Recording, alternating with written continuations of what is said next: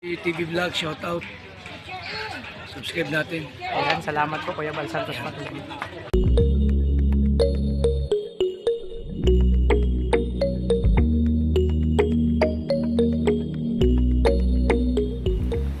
So ayan, mapagpalang umaga po. Ayan, dito po kami ngayon sa isang beneficiary ni Kuya Alex. So, ang dala ko po ay tangke. Itong dinaanan ko po, hanging bridge po yan, oh. Oh, nako. Pag hindi po matapang ang loob mo dito. Nako. Yung tuhod mo mga angatog. Ay, ang taas. Oh.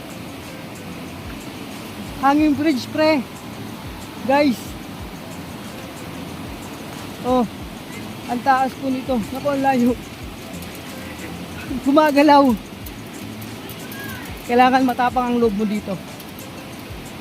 Nangangatog ang tuhod ko. Huwag ka lang titingin sa baba.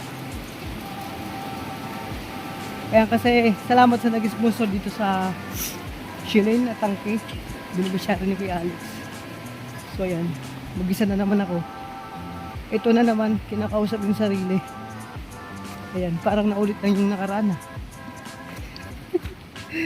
Oh, tuloy lang tayo. Ayan, malayo-layo pa. So yan mga kalanggaing Kalinga partners. So ito yung hanging bridge na dinaanan namin kanina. Oh. Tapos pag nasa gitna ka na, tingnan mo yung kaano, doon sila naglalaba. Wow, parang guys, ang sarap maligo dito. Ayun, no, napaka lakas ng tubig ang maagos dito sa hanging bridge. At masasaya yung tao sa baba. Naglalaba sila. Sarap maglaba dito. Yan, kaway-kaway dyan. Oh. Grabe, parang sarap maligo. Gusto kong maligo. Napakalinaw ng tubig. Oh. At sila ay naglalaba, naliligo. Ang linaw, grabe. Ang sarap mamahinga dito. Oh. Ito yung baba nung tulay. Ayan, hanggang dulo. Oh, wow, ang ganda. Maalis talaga yung problema mo dito sa mga gantong lugar. Kakaunti na lang may gantong lugar. Oh. Ang linaw ng tubig. Ay, grabe, nangangatog ang tuhod ko. Ayan, oh, grabe. Ang ganda. Ayan, lumalangoy sila dun, oh. Kuya, kaway-kaway dyan. Hello. Kamusta kayo? Oh. Ayan. Patuloy kaming umiikot dito sa lugar para maghanap ng beneficiary na pwedeng tulungan. May nakapagsabi sa amin dun. Tinuro ni Kuya. Nira Kuya Alex na meron pala dito sa unahan. Taas ng bundok.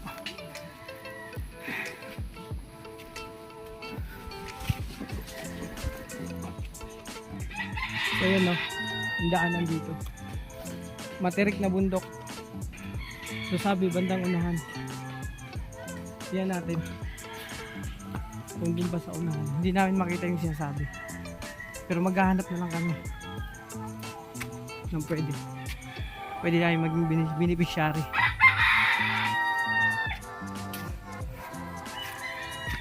Saan kaya? Malayo-layo rin to. Malayo-layo na rin to. Sa taas. So yan, grabe, mga kalinga partners. Oh, galing kami dun sa taas. So yung hinahanap namin, yung nagturo, napuntahan na po. Ayan, na-vlog na ni Kuya Regan. So sana matulungan po yun. Abangan nyo po yung vlog ni Kuya Regan dun sa kay nanay, pangalan nito. Senior citizen na siya. So ang kalagayan niya ay giba-giba na yung bahay. So siya pala ay walang kamag-anak dito. So abangan nyo po yung upload ni Kuya Regan doon, sana ay matulungan po natin.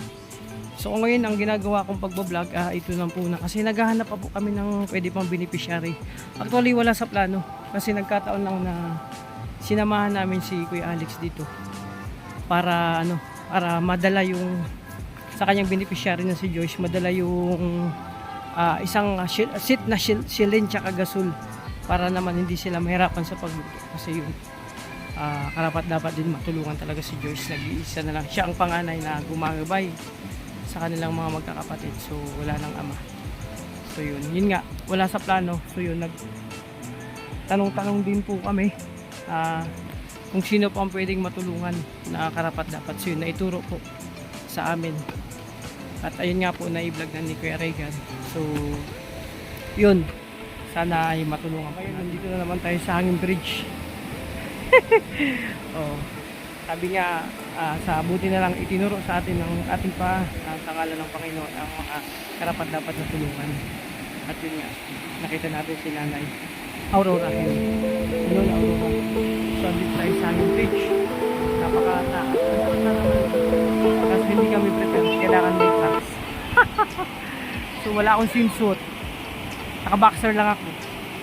Dapat pag ganito mga naka-swimsuit ka, ay ang init, grabe. So ayan, ito lang po muna ang aking gantong sistema ng aking pag-vlog, yung pagsasama, pag-scout namin, para naman maipakita ko po yung mga sa likod ng camera. Ginagawa na akong pag-scout ng ating mga kasama ay makunan po kahit papano yung mga lakad namin. Tsaka yung naghahanap pa rin po kami, patuloy kami naghahanap sa mga liblib na lugar para mahanap yung mga pwede pa nating matulungan at maging beneficiary na talagang karapat dapat. So eto, nililibang na lang natin yung sarili at mahirap ang mag-isa.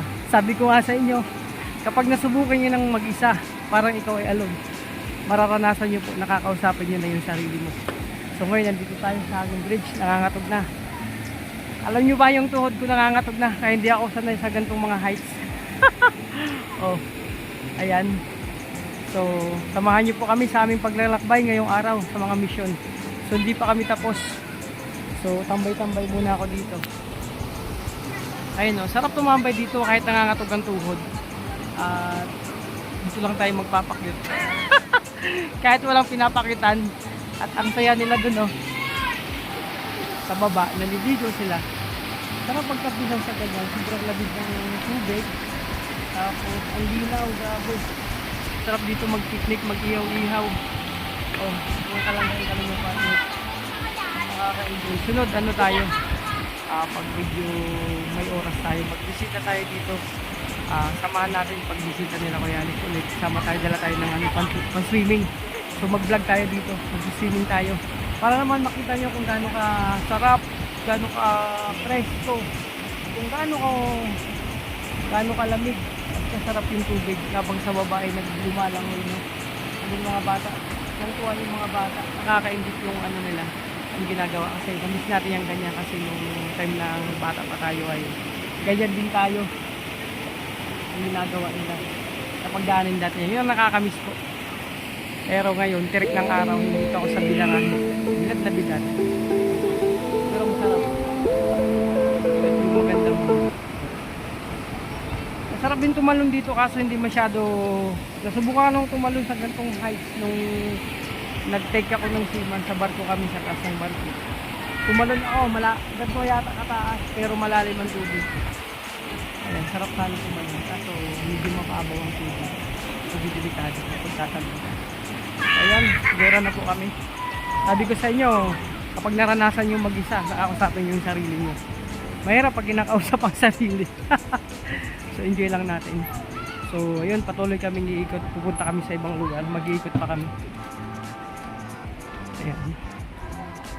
Maraming salamat po sa lahat ng sumusuporta sa Team Kalingap and sa Maglangga. At patuloy lang tayo sa laban ng buhay. Tuloy-tuloy lang po tayo sama-sama sa paglingap, sa paghanap ng mga pwede pang matulungan, mga beneficiary. Ay te, kamusta? Ayan si ate Makikiram po te. Ayan si ate, taga rito. Ayan, samahan nyo po kami hanggang dito po muna ang aking pag-vlog. Ayan, samahan nyo po kami sa mga susunod naming lakad. Salamat. So ayan, nandito na naman kami. Actually, buti na lang, sabi ko nga, buti na lang, salamat kay Lord. Kaya kanina, nung nandun kami sa field, hindi po umulan. So ngayon na po umulan, tapos na po kami sa field. So buti na lang, pinagbigyan tayo ni Lord na bago bumuhos ang ulan ay tapos na yung mission natin dun sa isang barangay. So ngayon, nandito kami para kumain. Time check natin is 1:33 ng hapon. So hapon na, yung panangalian namin. So ganun pa man, sabi ko nga, ako ay nag-iisa.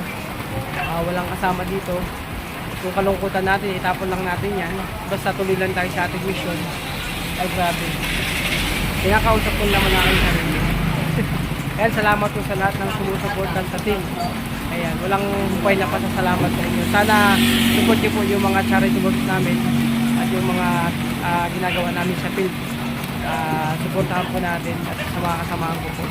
Ayan, maraming salamat kay Kuya Bal Santos Matubang at din ang Kalingang Prab dahil sa sinimulan niya tuluyan na lumalagat ng paglingan. So samahan niyo po kami lagi sa aming ginagawang misyon sa araw-araw. Maraming salamat po and God bless po. Hanggang dito na lang po muna ang aking pagbulag. Ayan, samahan niyo po. Antayin niyo po yung mga upload video namin. Thank you po.